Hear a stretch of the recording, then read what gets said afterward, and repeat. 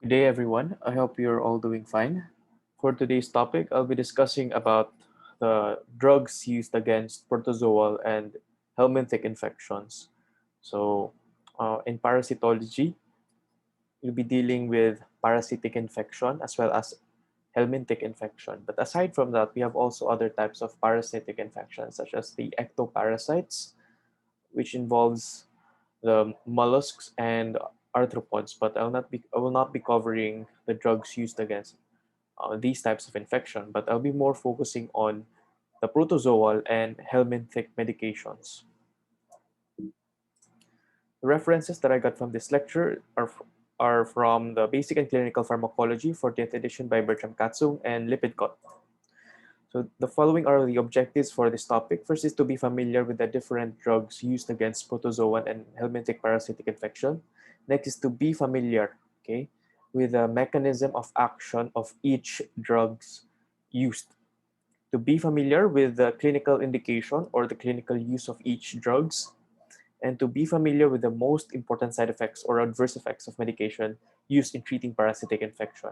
Now, along the way in this lecture, I'll be I'll be highlighting or I'll be emphasizing some medication that you need to remember because this medication are considered to be the commonly used drugs for the treatment of a certain parasitic infection.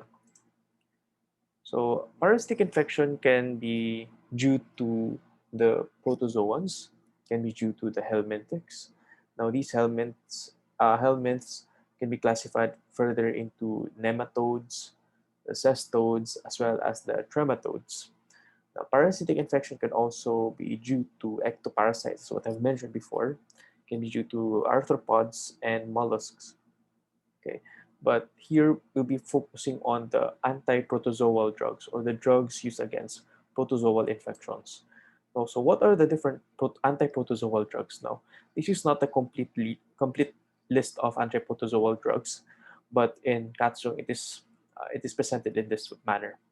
Now, anti-protozoal drugs are divided into or classified into anti-malarial agents. So the drugs used against the causative agent of malaria, the medications that are used against amoebiasis, and also the drugs used for other parasitic protozoal infections such as pneumocystosis, toxoplasmosis, leishmaniasis, and trypanosomiasis. Now, the anti-malarial agents are the members for anti-malarial agents are the chloroquine, artemisinins, the mefloquine, the primaquine, the quinines, antifolates, and among others. Now, drugs used for amoebiasis are the following. We have metronidazole, diloxanide, emmetine, and iodoquinol. Now, the first parasitic infection, the first protozoal infection that we'll be covering about is malaria. Now, malaria is a protozoal infection caused by any of these five human malarial parasites or the five human um, malarial protozoals. So we have the Plasmodium falciparum, Plasmodium ovale, Plasmodium vivax, Plasmodium malariae, and Plasmodium knowlesi. Now, Plasmodium falciparum is the most common species of Plasmodium that we have here in the Philippines. So it is the most common cause of malaria here in the Philippines. Now, where can we find malaria? Usually, malaria is endemic in areas in Palawan, some areas in Mindoro, and some areas here in Mindanao. But it's actually the Falciparum plasmodium, or the Falciparum malaria that is usually present here in the Philippines. And what is notable about Plasmodium falciparum is that it causes the most severe type of malaria. It causes cerebral malaria. It can cause black water fever. Okay, so Plasmodium falciparum is notable to cause the most severe type of malarial infection. Okay, so it's unlucky for us that we have the most severe type. And what is also notable about Plasmodium falciparum is that it is the species which confers the highest resistance to anti-malarial agents. So, falciparum malaria usually has resistance to chloroquine. So we don't use chloroquine here in the Philippines for the treatment of Plasmodium falciparum. Okay. So in order for you to understand the mechanism of action and the utility of each antimalarial agent, you need to have first a basic foundation or a basic understanding in the basic life cycle of malaria. So what happens during malarial infection?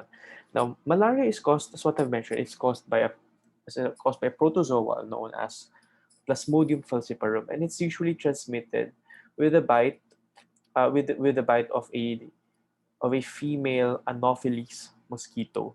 Okay, so it is transmitted with a bite of a female Anopheles mosquito, and that mosquito, it inserts its proboscis or its needle-like projection in its head, and it injects saliva to the skin, and that saliva contains sporozoites. So as you can see here, the saliva of the mosquito or the Anopheles mosquito, when it takes a blood meal from a human, it at the same time it also injects saliva containing sporozoites, and this sporozoites is known to be the infective stage of malaria.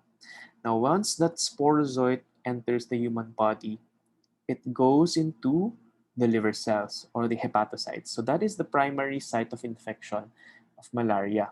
It's in the hepatocytes, and within that hepatocyte, the sporozoite transforms into a form called schizon. Okay, so later on, when you read on the life cycle of malaria in your parasitology, you will encounter these terms. No, those schizons are merely collection of merozoites, and once these schizons enlarge, they will cause rupture of the liver cells, and once it ruptures, okay, it releases multiple it will release multiple merozoites, and those merozoites are the ones who will infect the red blood cells. Okay, so the merozoites will infect the red blood cells, and they will undergo the process of the erythrocytic cycle. And during this erythrocytic cycle, the merozoites will be transformed into a trophozoite, and that trophozoite will form a ring, and this formation will be helpful in the diagnosis and identification of what species of malaria might be present in a patient with malarial symptoms. So once the mature trophozoite enlarges, it goes a series of asexual reproduction, and it will form again the schizon. So these schizons will enlarge, and once it enlarge, it will cause the rupture of the red blood cell, releasing again merozoite and causing further infection of two other red blood cells. Okay. Now, at the same time, some of the trophozoite do not form schizon. Some of the trophozoite forms gametocyte. And what is the purpose? Why do they form gametocytes? For reproduction. Now, in order for the plasmodium to continue its to produce more progeny, okay, so it will produce gametocyte, and these gametocytes are taken up by the mosquitoes, okay, and within the mosquito, it undergoes a process of sexual reproduction. Okay, so it goes the process of formation of the sporozoites, basically the sporozoites. Now it's in the mosquito where the sexual reproduction takes place, while it's in the human body where the plasmodium undergoes the asexual or the non-sexual stages of the plasmodium parasites. Okay, so that is the very very basic life cycle of the malaria parasite. So basically, when an Anopheles mosquito takes a blood meal, it injects sporozoites, and that sporozoite infects the liver cells, and within that liver cell, it will form a schizon, and that schizon will enlarge, and it will contain a lot of merozoites. That merozoites will infect red blood cells, okay, and within the red blood cell, it will undergo transformation to form trophozoites, and these trophozoites can either result into further formation of schizon to form another merozoite, to infect another red blood cell, or it can lead to formation of gametocytes, and these gametocytes are responsible for the uptake of mosquito in order for sexual reproduction to take place the within the mosquito. Okay, so that is the very basic life cycle of malaria. Now, what are the different drugs used in malaria? So we have tissue schizonticides, we have blood schizonticides, we have gametocides and sporonticides. When you say tissue schizonticide, these are drugs that kill schizons in the liver.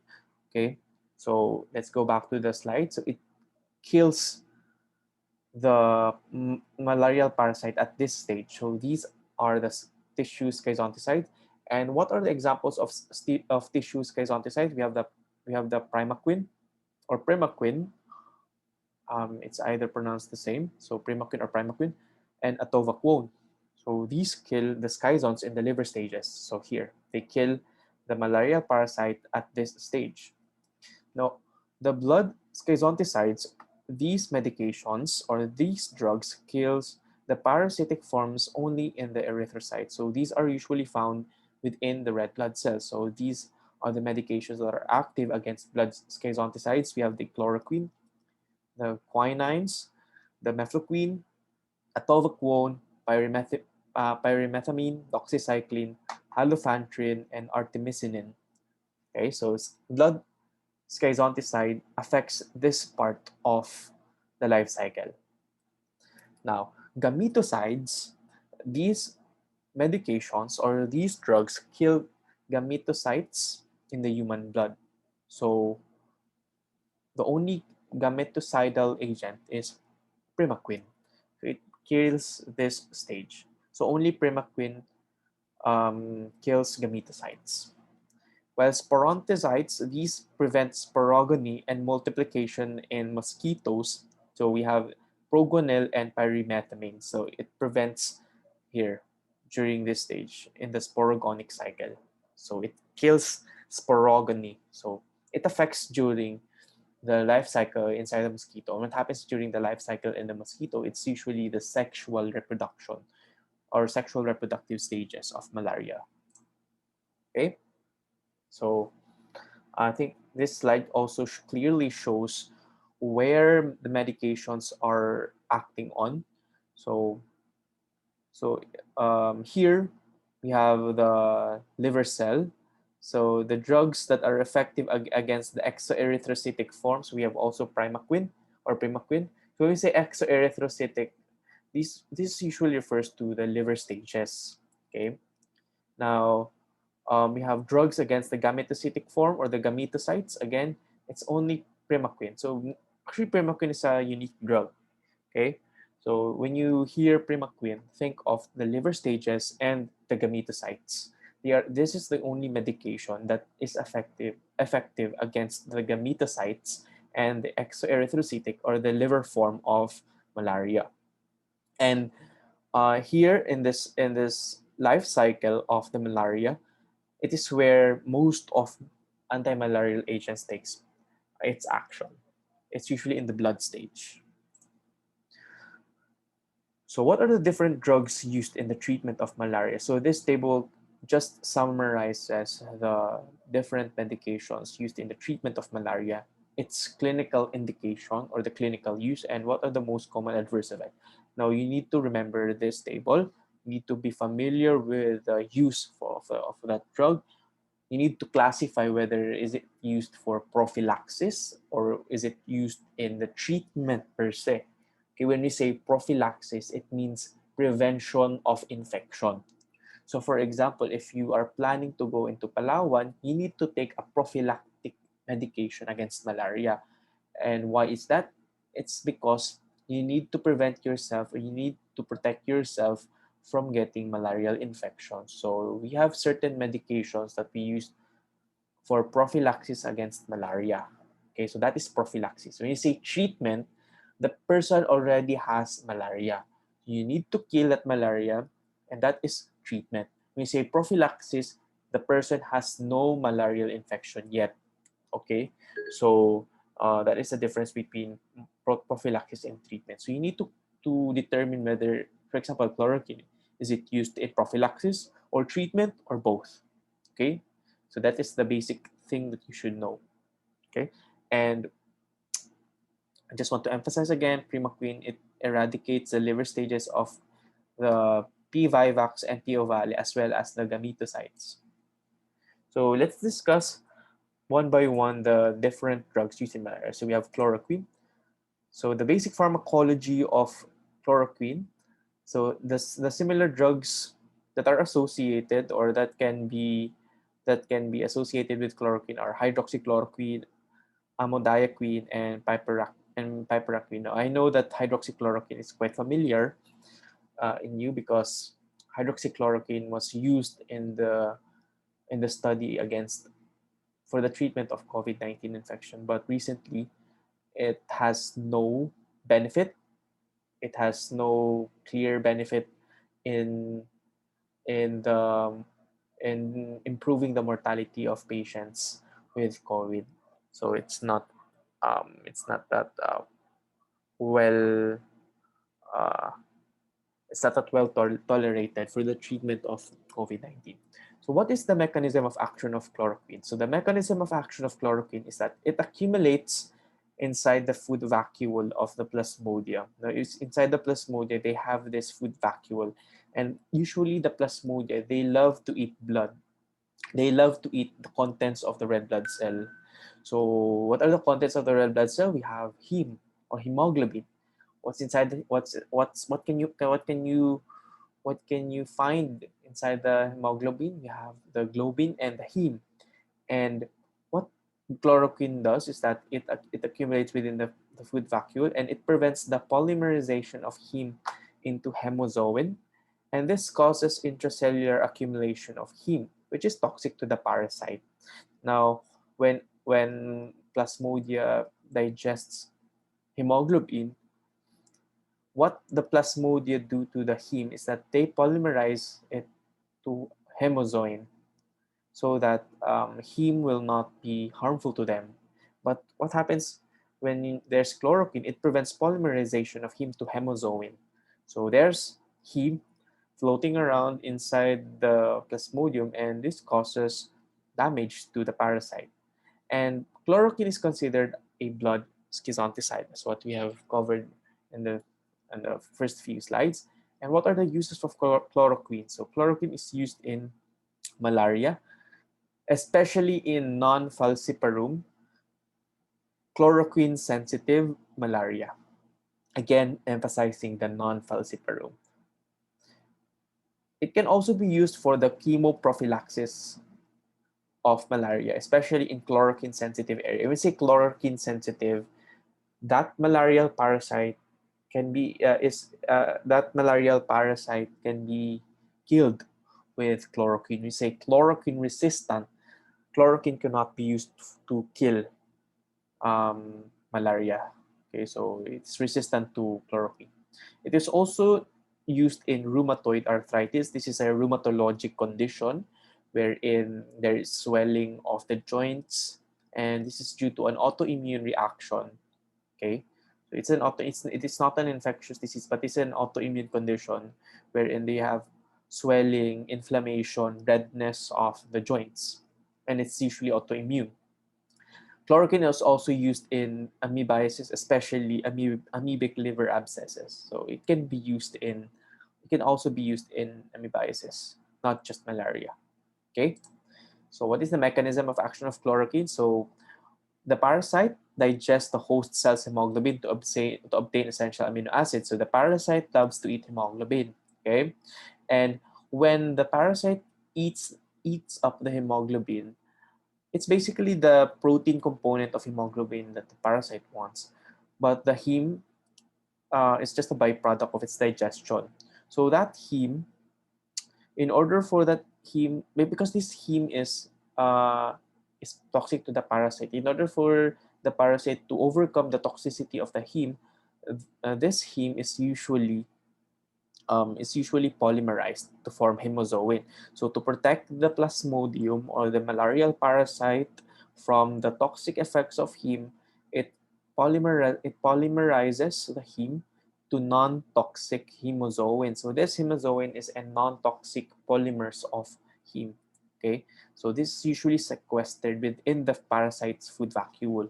Now, when there's chloroquine, it prevents polymerization to hemozoin. So it basically prevents the formation of heme to hemozoin.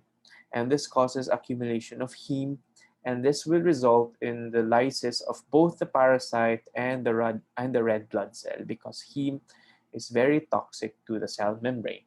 So that is the mechanism of action of chloroquine. Next, we go to artemisinins.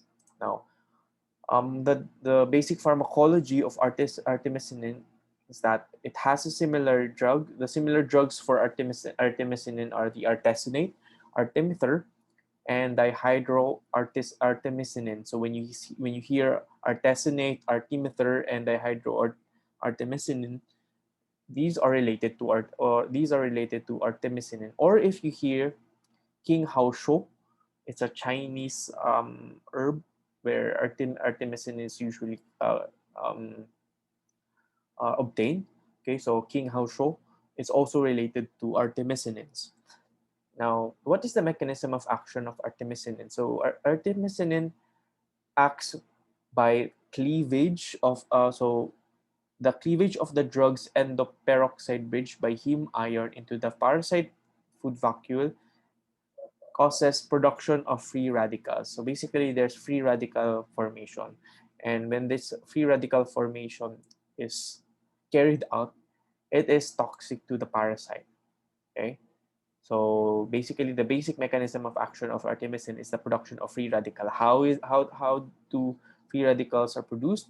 By um, by the cleavage of the drug's endoperoxide bridge by heme iron. So the heme iron is responsible for the cleavage of artemisinin bridge, endoperoxide bridge. And that cleavage will result into formation of free radicals. Now, artemisinin is a blood schizonticide, and the only use for artemisinin is in malaria. And what is very important about artemisinin, okay, it's it's due to the fact that artemether lumefantrine, or the brand name is Coartem.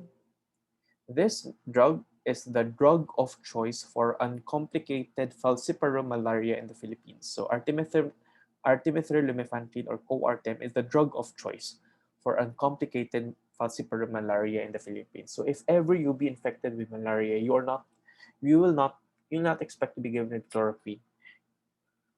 You'll be given with artemether lumefantrine, or Coartem. So this is a drug of choice here in the Philippines. And artemisinin-based combination therapy, you also hear ACP in the treatment of malaria. This is considered the first line of malaria treatment recommended by the WHO, or World Health Organization, for children, adults, and pregnant women in the second or third trimester. Now, due to its potential embryotoxicity, we say embryotoxicity can lead to deformation, can even lead to killing of the embryo. Artemisinin are not considered during the first trimester of pregnancy. So artemisinin-based combination therapy, or artemisinins, are not used in the first trimester, but they are safe to use in the second or third trimester. Again, what is the main point of this slide is that the artemisinins, or the artemether lumefantrine, this is the drug of choice for malaria here in the Philippines. Next medication is quinines. Okay, so quinines, the similar drugs are the quinidine gluconate. The mechanism of action of quinidine, or the quinines, is that they complex with DNA to prevent strand separation. Thereby, it blocks DNA replication and DNA transcription. So it prevents also RNA synthesis. And this is a blood schizonticide. And what are the notable adverse effects of quinines? It causes synchonism. So what is synchonism? It is a constellation of adverse effects characterized with headache, tinnitus, and vertigo. Okay, you know headache. Headache is the pain, pain in your head, or cephalalgia. When you say tinnitus, this is the ringing sensation that you hear in your ear. So yung parang "eek," the it's a prolonged bell sound or a prolonged ringing sound that you hear in your ear. So that is tinnitus. When you say vertigo, it is the condition by which um, there's an imbalance of there's an imbalance of the small stones inside the inner ear. So it causes dizziness. It causes rotatory dizziness. It feels like the patient it feels like it is usually described as if the surrounding of the patient is twisting around him or her. So that is vertigo. Okay. Another adverse effect of quinines is that it causes hemolysis in G6PD deficiency. Okay, this is very important because you don't give quinines in patients with glucose 6 phosphate dehydrogenase deficiency because they can cause hemolysis. When you say hemolysis, it means breakage or the lysis or the destruction of the red blood cells. Okay, okay, and it also causes black water fever. And why is that? It's because of the hemolysis. And quinines are contraindicated in pregnancy, meaning they should not be used in pregnancy. The next medication that we're going to tackle will be mefloquine. So mefloquine is a synthetic 4-quinoline derivative. Okay, so that is the chemical nature of mefloquine. It has an unknown mechanism of action. It is considered a blood schizonticides, and the notable adverse effect of mefloquine are neuropsychiatric symptoms. So usually they presents with seizures, hallucination, depression, and psychosis. When you say seizures, these are the seizure convulsions. These are the involuntary, repetitive, and intermittent contraction and relaxation of muscles. Usually, the patient loses consciousness. When you say hallucinations, these are the hallucinations are false perceptions. False perceptions. So, for example, hallucinations when you hear a person talking or person speaking, even if there's no one around. So that is hallucination. Can also cause depression and psychosis. When you say psychosis, it is a group of symptoms or psychiatric or behavioral symptoms characterized as abnormality in the mental status and in the proper way of perceiving a certain stimulus. So under psychosis are hallucinations, delusions, illusions. So these are psychosis. And mefloquine are considered first-line drug which is taken weekly, given for prophylaxis in all geographic areas with chloroquine and in chloroquine resistance. And it is also an alternative drug to quinine in acute attacks. So mefloquine can be used whether the place is chloroquine sensitive malaria or the place has a chloroquine sensitive malaria. So mefloquine is a good drug for prophylaxis. The next medication is primaquine. So primaquine, the mechanism of action is that it forms electron transferring redox compounds that acts as cellular oxidant. So it deals more with oxidation and reduction oxidate processes. Okay, so it is considered a tissue schizonticide and a gametocide. So as what I've mentioned before, primaquine is a unique drug because causes it kills both the liver stages and the gametocytes of malarial infection. So what are the usual adverse effects of primaquine? It causes gastrointestinal distress, so nausea, vomiting, even diarrhea. Okay, it can be due to primaquine. Okay, pruritus. When you say pruritus, itchiness. that is itchiness, headaches, methemoglobinemia, and and similar to quinines, primaquine is notable to cause hemolysis in glucose 6-phosphate dehydrogenase deficient patients. Okay, so you need to have a newborn screening in order to give before you start a patient or a person with a person with anti-malarial drugs, especially when you use primaquine. You need to undergo newborn screening to check whether there's a G6PD deficiency. Okay, so okay, primaquine eradicates hypnozoites in the liver. So hypnozoites are the latent or the dormant stages of the malarial parasite. They are usually dormant in the liver cells. So it can also has the capacity to kill the dormant stages or the latent stages of malaria. So this is true for the Plasmodium vivax and Plasmodium ovale malarial infection, and it prevents malarial relapse. So that is the unique characteristic of primaquine, is that it prevents malarial relapse because it eradicates hypnozoites in the liver. Okay. The next medication is sulfadoxine and pyrimethamine. So this is a combination of two drugs. So it is sulfadoxine pyrimethamine is an antifolate. It causes sequential blockade of folic acid synthesis. Okay. Now folic acid is a very important vitamin, shall I say vitamin or a compound for basically all cells, because without folic acids we cannot we cannot produce the nucleotides necessary for DNA synthesis or DNA replication. So if you block folic acid synthesis, then you block the formation of nucleotides, you block the formation of DNA, then there's no cellular reproduction. So sulfadoxine pyrimethamine is a blood schizonticide. It is also a sporonticide, specifically pyrimethamine. It causes skin rashes, gastrointestinal distress. It can also cause hemolysis, kidney damage, several drug interaction, and folic acid deficiency. Okay, so this is the mechanism of action of Fansidar, or also known as pyrimethamine, of sulfadoxine pyrimethamine.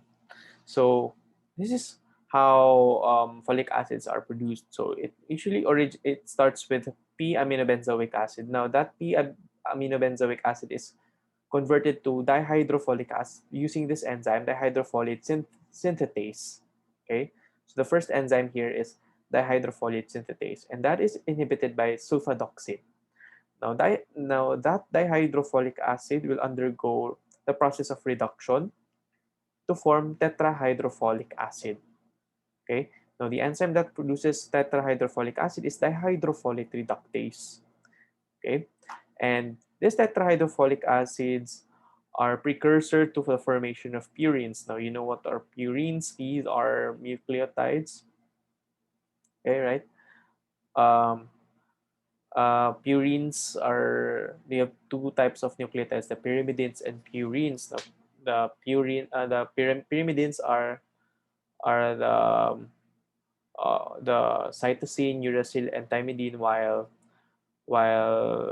purines are the ones are the adenine and guanine or guanosine.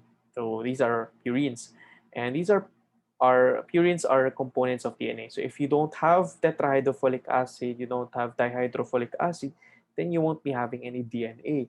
So the malarial parasite will not replicate, will not be able to replicate if these processes are inhibited. So again, sulfadoxine. Okay, you can remember sulfadoxine S. It inhibits the dihydrofolate synthase, while pyrimethamine, there's an R in pyrimethamine in progonil, so R and R, or P. Just remember P. P is close to R. It inhibits the dihydrofolate reductase. Next medication is atovaquone progonil. So it has the same mechanism of action as that of of sulfadoxine pyrimethamine. It is also a blood schizonticides. Okay, so basically same mechanism of action. The next medication is doxycycline. Now, doxycycline is a tetracycline antibiotic. So it is used also in bacterial infection, not just in parasitic infection. And doxycycline is a this medication inhibits protein synthesis in the in it inhibits protein synthesis in bacterial cells. It specifically binds to the the 30s the 30s subunit of ribosomes. So basically it inhibits protein synthesis in bacteria, but in protozoas, especially in malarial infection, it impairs progeny of malarial apicoplast genes, resulting in abnormal cell division. And this is considered a blood schizonticide. And the main use of doxycycline is that it is used in chemoprophylaxis, especially for multi-drug resistant malaria. So those malarias that are already resistant to several anti-malarial agents such as chloroquine, quinines. So we usually give doxycycline as chemoprophylaxis. So this is the most accessible chemoprophylactic agent, shall I say, when we have patients or have people going to malarial endemic areas. So doxycycline can be given. And what is important about doxycycline is that doxycycline should not be given with milk because it decreases absorption. So it chelates with milk. Doxycycline chelates with milk. Okay. So let's move on to the clinical pharmacology of. So try to be familiar with this table. So if the clinical setting is for the utility for chloroquine sensitive falciparum, we can give chloroquine. Okay. So how do we know if if a malarial parasite is chloroquine sensitive? Then you do have a lot of tests. Now, P. vivax and P. ovale, the treatment or the drug of choice is chloroquine followed by primaquine. And now why do we give primaquine? Again, it inhibits or it kills the hypnozoites, preventing relapse of P. vivax and P. ovale. Uncomplicated chloroquine-resistant Plasmodium falciparum, it is usually treated. The first line of drug is artemether plus lumefantrine or Coartem, or other options are malarone or mefloquine or quinine sulfate plus clindamycin or other artemisinin-based combination regimen. If you have a severe or complicated type of malarial infection or falciparum malarial infection, we can give artesunate followed by doxycycline or clindamycin or artemether plus lumefantrine. You can also give quinines or artemether or quinine dihydrochloride. The next disease or the next parasitic infection that we will talk about is amoebiasis. So amoebiasis is caused by the protozoa Entamoeba histolytica. So what are the different drugs used in amoebiasis? So we have the tissue amoebicides and the luminal amoebicides. So what are tissue amoebicides? These are drugs that act on organisms on the bowel wall and as well as in the liver. So what are these drugs? We have chloroquine, we have the emetines, we have metronidazole and tinidazole. We have also luminal amoebicides. They act only inside the lumen of the bowel. They do not go beyond the bowel wall, only within the lumen or the space that is enclosed by the bowel. So what are the luminal amoebicides? We have diloxanide furoate, iodoquinol, and paromomycin. So what is the mnemonic for luminal amoebicide? Is DIP. So what is a helpful mnemonic here is we dip in the lumen. So what is dip? Diloxanide, iodoquinol, and paromomycin. Okay. So what happens during amoebiasis? So in amoebiasis, it is usually transmitted through the fecal oral route.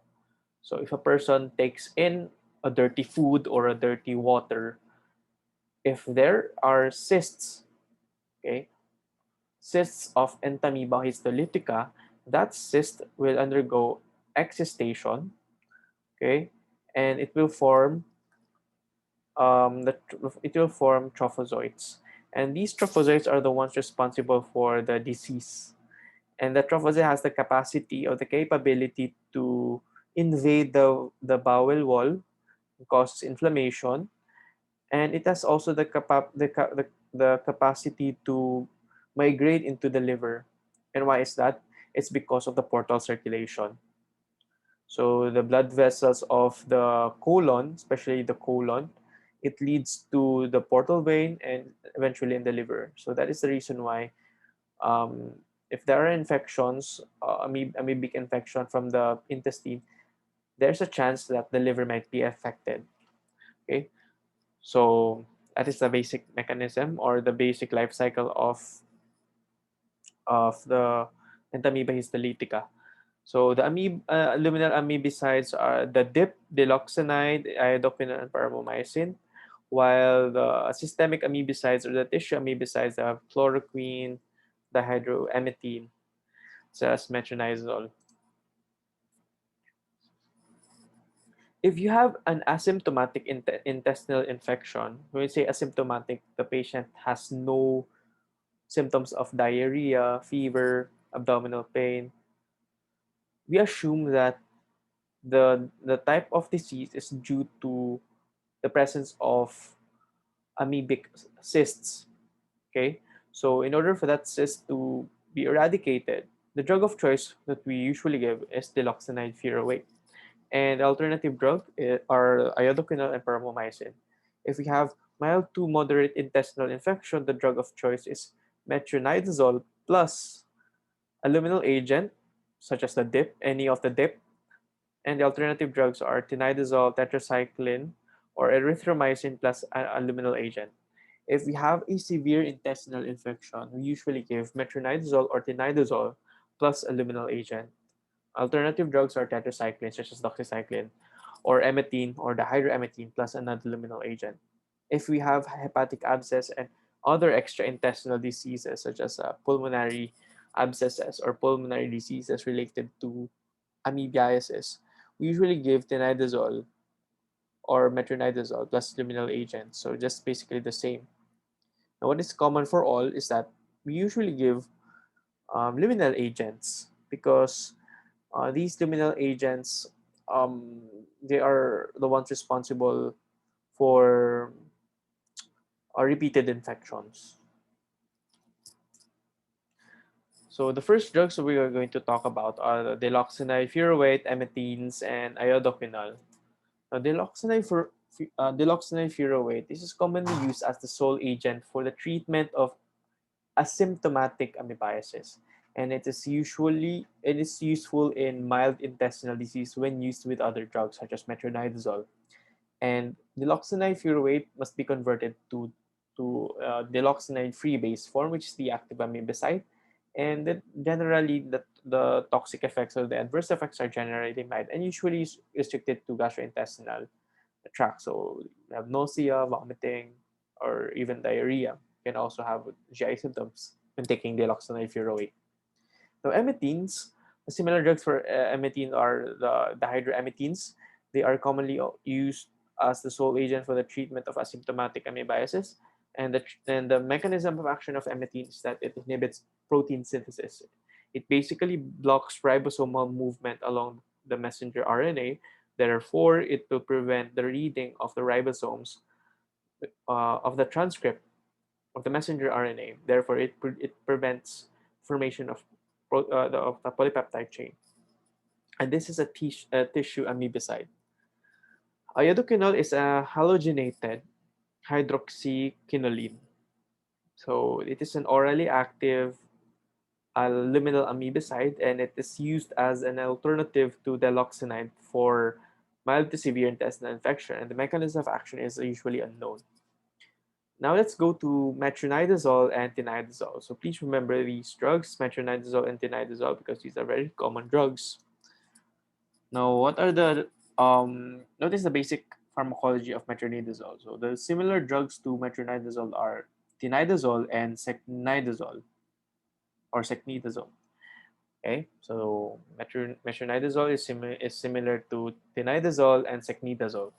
It's commonly used as the sole treatment for asymptomatic amoebiasis, and it can also be, and especially it is usually used in the treatment of symptomatic amoebiasis. What is the mechanism of action of metronidazole? It it acts by reactive reduction by ferredoxin, forming free radicals that disrupt electron transport chain. So basically, again, it's electron transport chain um, disruption due to the formation of free radicals. How are free radicals formed? It's due to the reactive reduction by ferredoxin. It is a tissue amoebicide, and its uses are following for severe intestinal and extraintestinal amoebiasis, which is the drug of choice. It is used for trichomoniasis or the bacterial. It's not bacterial. It is the ping pong disease, the trichomoniasis caused by Trichomonas vaginalis or T-vag. It is usually used also for giardiasis, for bacterial vaginosis. So causative agents for bacterial vaginosis is Gardnerella vaginalis, and also for anaerobic infections such as Bacillus fragilis, Clostridium difficile, and peptic ulcer disease, and even in tetanus. We also use metronidazole for tetanus. So, what is the effect of metronidazole? So, basically, metronidazole um, produces metabolites that damages DNA. So, it prevents the multiplication of the organism. So this is an example of metronidazole that is used here in the Philippines. So the usual brand name for metronidazole is Flagyl. So both metronidazole and tinidazole are equally effective orally, and they have the same distribution. It's distributed to widely to tissue. Now, what is the difference between metronidazole and tinidazole? It's in their pharmacokinetic property, specifically the half-life. The half-life of metronidazole is 6 to 8 hours, while tinidazole is 12 to 14 hours. So, what do you mean by this? It means that the duration of treatment required with metronidazole is quite longer than tinidazole, because the half-life of metronidazole is somewhat lesser, or the half-life is quicker. So you need to have more duration of treatment in metronidazole. Okay, so an elimination of the drugs requires hepatic metabolism, and metronidazole is a drug of choice for trichomoniasis, and tinidazole may be effective against some metronidazole resistant organisms. So if an organism is resistant to metronidazole, then we can also try tinidazole. So what are the adverse effects of metronidazole? So the most common adverse effects of metronidazole are gastrointestinal irritation. So it's best taken with meals. So you need to take meals if you take up when you take in metronidazole. It causes headache, paresthesias, and dark coloration of urine. Okay. The adverse effect of tinidazole, it has also a similar adverse effect, but it's better tolerated than metronidazole. And what is important about metronidazole is that you should not take it with ethanol because it causes a disulfiram-like reaction. So what is disulfiram-like reaction? Ito yung reaction that is similar to having having a hangover. Okay, so you don't take metronidazole with ethanol because it will cause a disulfiram-like reaction, and it can also cause potentiation of coumarin anticoagulant effects. The next medication is paromomycin. Now, paromomycin is an aminoglycoside antibiotic. So, as similar to tetracycline mentioned before, it is also an antibiotic. But paromomycin is an aminoglycoside. Aminoglycoside, similar to the tetracycline, it binds to the 30S subunit of the ribosomes, causing protein synthesis. So therefore, paromomycin inhibits protein synthesis. Basically, it binds to the 16S ribosomal subunit of the 30S subunit of ribosomes. Or actually, it's not 30, it's 40S subunit because entamoeba-based are eukaryotes. Okay, so this is used as a luminal amebicide, and paromomycin is superior to diloxanide in asymptomatic infection. And paromomycin is effective against cryptosporidiasis in AIDS patient and also in leishmaniasis. So paromomycin can be used in amoebiasis for cryptosporidiasis and leishmaniasis. The next parasitic infection that we'll be tackling about are pneumocystosis caused by Pneumocystis jirovecii and toxoplasmosis caused by Toxoplasma gondii. So the first medication is trimethoprim sulfamethoxazole or TMP-SMX. That's SMX, that's not Z. Or the other name for this one is cotrimoxazole. So I know that you have heard of cotrimoxazole. So cotrimoxazole is made up of two drugs, trimethoprim sulfamethoxazole. So the mechanism of action of trimethoprim sulfamethoxazole, it's basically the same as that of the sulfadoxine pyrimethamine and atovaquone proguanil. So it causes sequential blockade of folic acid synthesis. So it inhibits dihydropteroate synthase.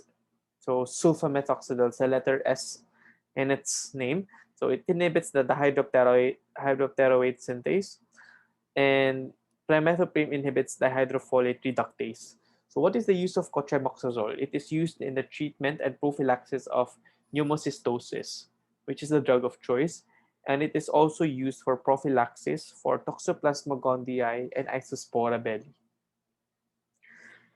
The adverse effects of cotrimoxazole are usually gastrointestinal. It also causes acute hemolysis in glucose 6-phosphate dehydrogenase deficiency, just similar to primaquine and quinine. So you don't give this to G6PD deficient individuals. And it also causes nephrotoxicity and especially hypersensitivity. It's very common for patients or persons who have previous hypersensitivity reactions to TMP-SMX or cotrimoxazole to develop Stevens-Johnson syndrome or toxic epidermolysis necrolysis. So SJS stands for Stevens-Johnson syndrome. Okay, so this is Stevens-Johnson syndrome. This is a severe type of hypersensitivity reaction to certain medication. So what happens in Stevens-Johnson syndrome is that there is a sloughing of the superficial layer of the skin. So it causes like an ulceration of the superficial layer of the skin. So what is the mechanism of action of berimethoprim sulfamethoxazole? Just similar to as what I've mentioned before. It inhibits dihydroteroic synthase, and trimethoprim inhibits dihydrofolate reductase. So next is sulfadiazine pyrimethamine. It's similar to the previous antifolate drugs. Okay, but sulfadiazine pyrimethamine is used for the treatment and prophylaxis of toxoplasmosis, and it is considered the drug of choice for the treatment of toxoplasmosis.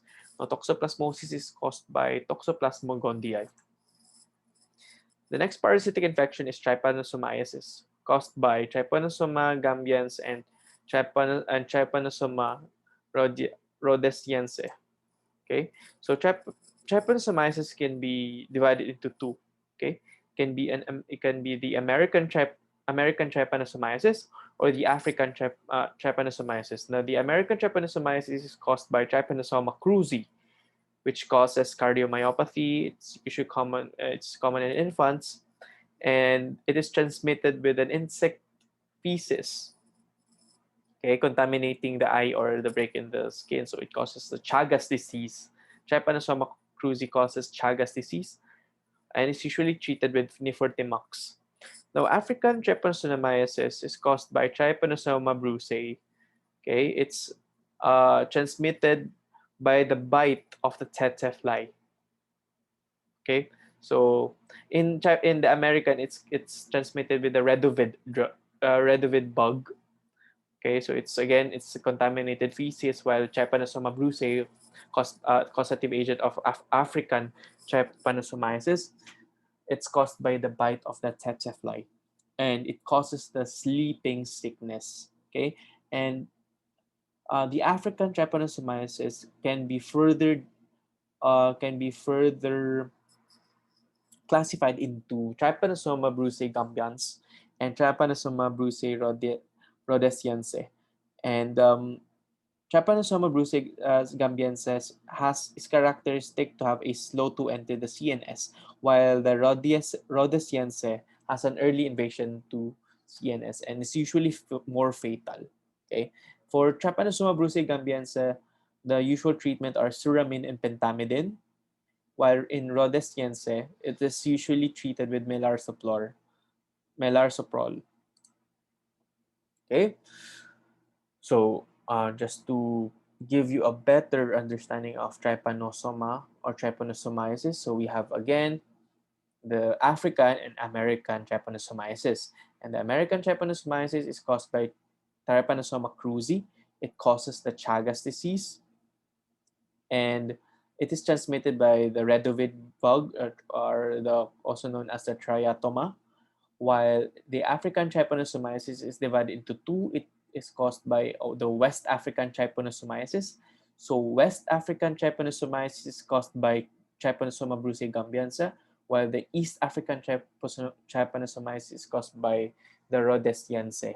So West gambiense, East rhodiense, and both of which causes sleeping sickness, and it is transmitted by the tsetse fly with the scientific name Glossina. So the drugs used for trypanosomiasis are pentamidine, suramine, melarsoprol, eflornithine, and nifortimox. Now, pentamidine has an unknown mechanism of action, but probably it inhibits glycolysis or it interferes with the nucleic acid metabolism. The use of pentamidine is that it can be used for the prophylaxis and treatment of pneumocystosis. It's a backup. It can be treatment of trypanosomiasis and also in leishmaniasis. And what is notable about pentamidine is that it does not cross the blood-brain barrier. Now, suramine is a polyanionic compound, and the mechanism of action is that it's very reactive and it inhibits many enzymes, especially those involved in energy metabolism, which is usually it appears to be the mechanism correlated with trypanocidal activity. And what is notable about suramine is that this is a drug of choice for the early hemolymphatic stages of the African trypanosomiasis before there's an involvement of the neurons or in the CNS. And it is also suramine is also an alternative to ivermectin in the treatment of onchocerciasis. And suramine is used parenterally and causes skin rashes, causes gastrointestinal distress, and neurologic complication. So melarsoprol, so melarso, you say arso, it contains arsenic. It contains it contains organic arsenical. It inhibits it inhibits the enzyme sulfihydryl groups in trypanosomes. So basically, melarsoprol is an arsenic-containing compounds, and its main use is this is the drug of choice for the treatment of African sleeping sickness caused by Trypanosoma brucei. It causes gastrointestinal irritation and reactive encephalopathy, and unlike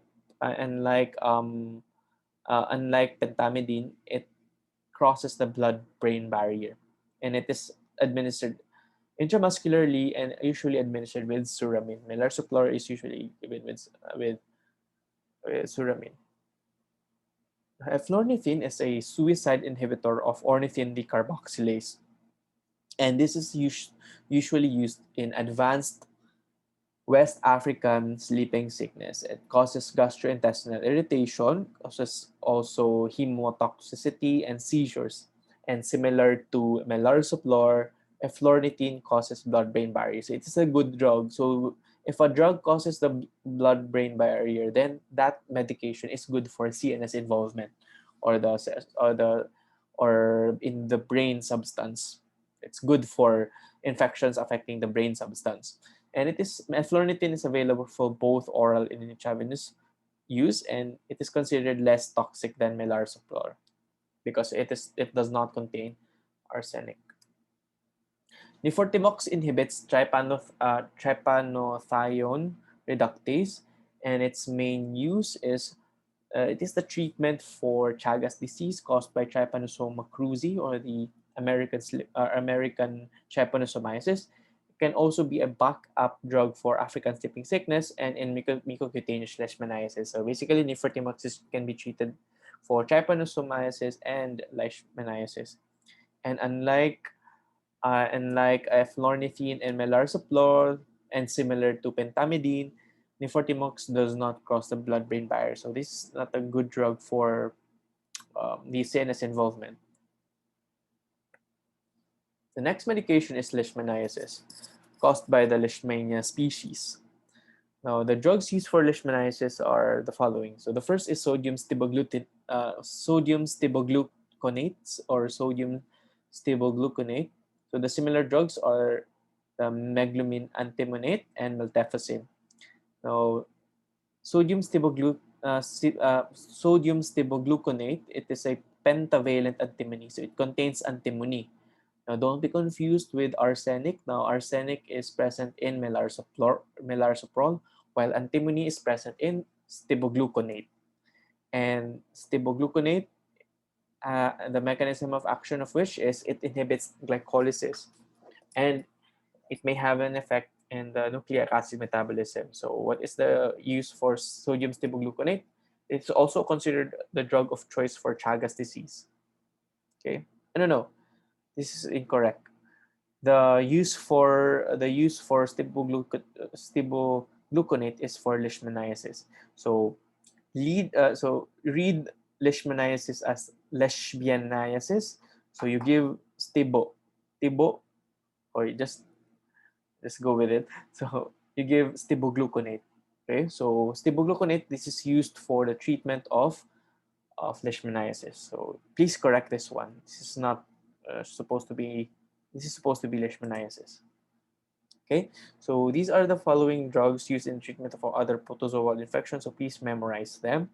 Try to be familiarized with the use or the indication of the drugs. So now let's move on to anti-helminthic drugs, or the drugs used against worms or the parasites causing infestation infestation by worms. So anti-helminthic drugs can be divided into the drugs against nematodes, or um, the nematodes.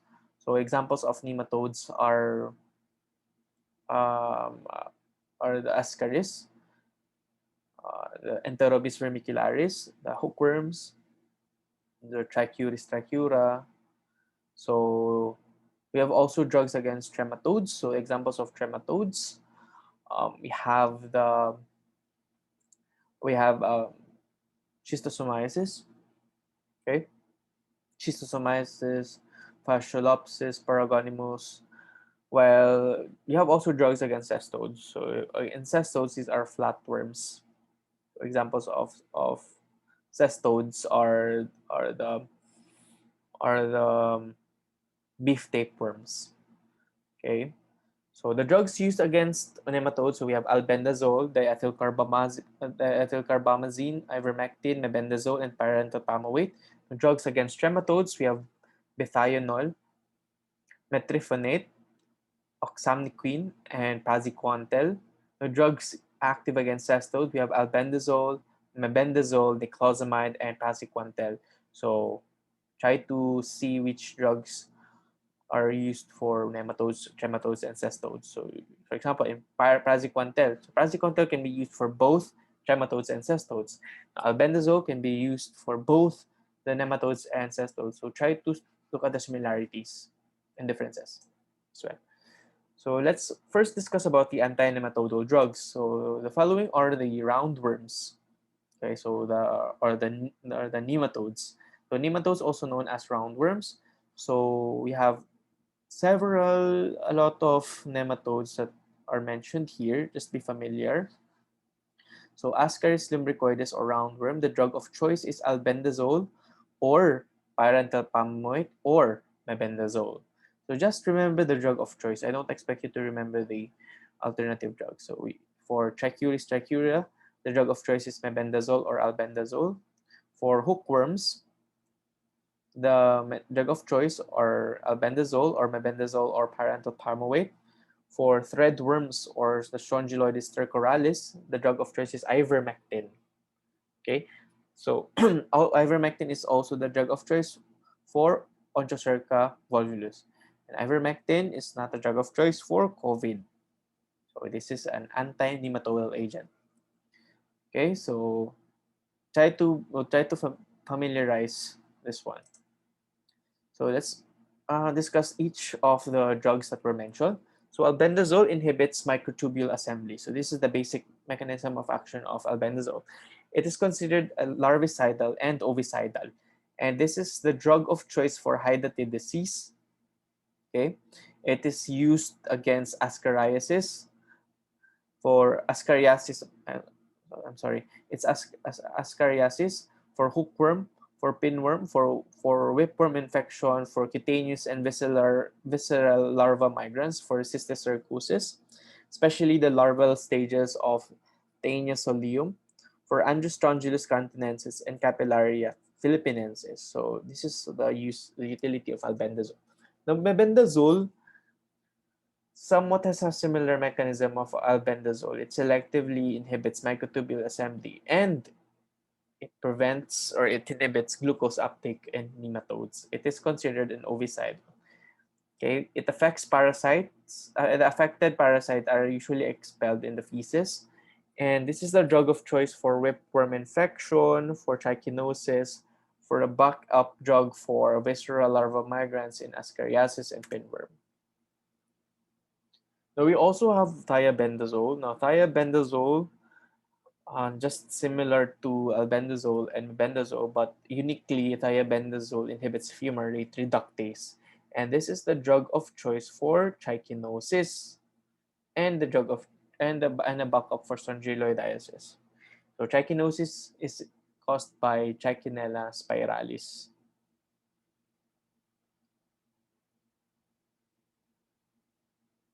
Trichinosis is different for trichuriasis. Trichuriasis is caused by Trichuris trichura, while trichinosis is caused by Trichinella spiralis. Now, diethylcarbamazine or diethylcarbamazine, the mechanism of action is that it immobilizes microfilariae by an unknown mechanism, and it alters the surface structure of the nematode, and this causes more susceptible to host defense mechanism. So the immune system will have more edge compared to the parasite. And this is the drug of choice for filariasis, also the drug of choice for eyeworm disease. Okay, and this is eyeworm disease is also known as loa loa, and it is a backup drug for onchocerciasis. Now, ivermectin, the mechanism of action of ivermectin is that it intensifies the GABA aminobutyric acid mediated neurotransmitters or neurotransmission in nematodes. And what is unique about GABA is that if you intensify GABA, it is an inhibitory neurotransmitter. So it will render the parasite immobile. So it will cause immobilization of parasite because again, GABA is an inhibitory neurotransmitter. And ivermectin is the drug of choice for strongyloidiasis. The causative agent is Strongyloides stercoralis. It is also the drug of choice for onchocerciasis. And ivermectin can be used in cutaneous larval migrants and as a backup drug for filariasis. Now, the adverse effect notable for ivermectin is the Mazzotti reaction. So, what is the Mazzotti reaction? It is a condition characterized with fever, headache, dizziness, rashes, pruritus, tachycardia, hypotension, pain in joints or arthralgia, muscle and lymph, and pain in the muscle or also known as myalgia, and pain in the lymph glands or also known as lymphadenitis. It can also cause Ivermectin can also cause corneal opacities. So that's why we are careful in giving patients with ivermectin. It's not used for COVID. It's used for the nematodes. Now, pyrantel palmate, the mechanism of which is that it stimulates the nicotinic receptors at the neuromuscular junction of nematodes. And this causes depolarization induced paralysis. So basically what it does is that it overstresses the receptors of the nematodes. So it overstimulates the nicotinic receptors to a point that it is exhausted. So parang inexhaust yung parasite. So it causes depolarization induced paralysis. And the pyrantel palmate is the drug of choice for pinworm infection, and it's usually used in Ascaris, hookworm, and Trichostrongylus species infection. So we have also anti-trematodal and anti-cestodal drugs. So the trematodes are considered are the flukes. So what are the examples of trematodes? We have Schistosoma, Clonorchis, Paragonimus, Fasciola, Fasciolopsis, and the Heterophyes. Okay, so there's a unique, there's a common feature for all trematodes. The the common drug of choice is praziquantel, except for Fasciola hepatica or the sheep liver fluke. The drug of choice is methionol or triclabendazole. It's either methionol or triclabendazole, not praziquantel. Okay, and also Fasciolopsis busci and heterophyes, and specifically Metagonimus yokogawai. You can give praziquantel or niclosamide. Okay, so Metagonimus yokogawai, it is a trematode. It's considered a fluke. The drug of choice can be niclosamide, okay, or praziquantel. If there's no praziquantel, then niclosamide is drug of choice for Metagonimus yokogawai. Okay, and for Fasciola hepatica, the drug of choice is methionol or triclabendazole. So for tapeworms or cestodes, also the same, usually praziquantel, but specifically for cysticercosis, especially for tapeworm larval stages, albendazole is the drug of choice. And for echinococcus infection or Hydatid disease, the drug of choice is albendazole, not praziquantel. So when in doubt, answer if you're dealing with when you're dealing with a trematode infection or a cestode infection, the safest answer is praziquantel. You need to only remember those exceptions. So like this one, Hydatid disease, larval stages of tapeworm causing cysticercosis, Fasciola hepatica, Metagonimus yokogawai, heterophyes. So you can give other options for that. So praziquantel increases membrane permeability to calcium. So this causes paralysis of parasite, causing vacuolization and eventually death. And praziquantel, this is a very special drug because this is a drug of choice for a lot of trematodes as well as cestodes. So it is used in schistosomiasis. Here in the Philippines, we give praziquantel. For paragonimus also, we also give praziquantel.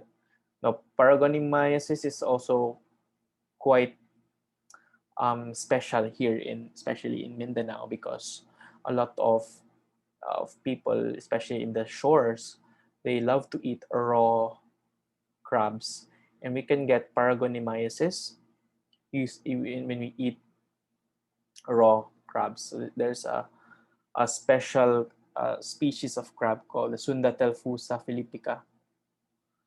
So that is the crab that is usually infected by paragonimasis. And paragonimasis, it is a mimicker of tuberculosis. Okay, so if you have a patient that has a tuberculosis-like symptoms and it's not, and TB medications are not working, you should always think of paragonimasis. Okay. Now, praziquantel is contraindicated in ocular cysticercosis because it causes irreparable eye damage. And praziquantel may be used with corticosteroids in treating neurocysticercosis and be used as adjunct to albendazole in hydatid disease. Now, niclosamide, the mechanism of action of which is that it uncouples the oxidative phosphorylation or by activating adenosine triphosphatases. So niclosamide is considered an alternative drug for cestode infection, and it kills scoliosis and cestode segments but has no effect on ova. So it kills only the part of the cestode or the tapeworm. And similar to metronidazole, niclosamide should not be given with alcohol or ethanol. Okay. And other drugs that are mentioned, so metryphanate, this is an organophosphate compound, and this is also an alternative treatment for schistosoma hematobium. The mechanism of action is via the cholinesterase inhibition causing paralysis of the trematode, schistosoma hematobium. Oxamniquin is an alternative to praziquantel for schistosoma mansoni infection. The common side effects are fever, orange red discoloration of urine. So orange, what is does this ring a bell? Orange red discoloration of urine. So it's found in TB medication. So rifampin can also cause orange red discoloration of urine. Now oxamniquin can also cause orange red discoloration of urine. Okay. It also causes proteinuria, microscopic hematuria, seizures, dizziness, and drowsiness. Piperazine is an alternative drug for ascariasis. The mechanism of action is that it blocks acetylcholine at the myoneural junction, and it causes expulsion by a normal peristalsis. Okay, so it blocks acetylcholine. It's different from it's different from cholinesterase inhibition. Huh? This one it blocks acetylcholine. Bethionol is an alternative to triclabendazole for the treatment of fascioliasis causing fasciola hepatica and paragonimiasis. So it can also be used for paragonimus disease or paragonimus infection.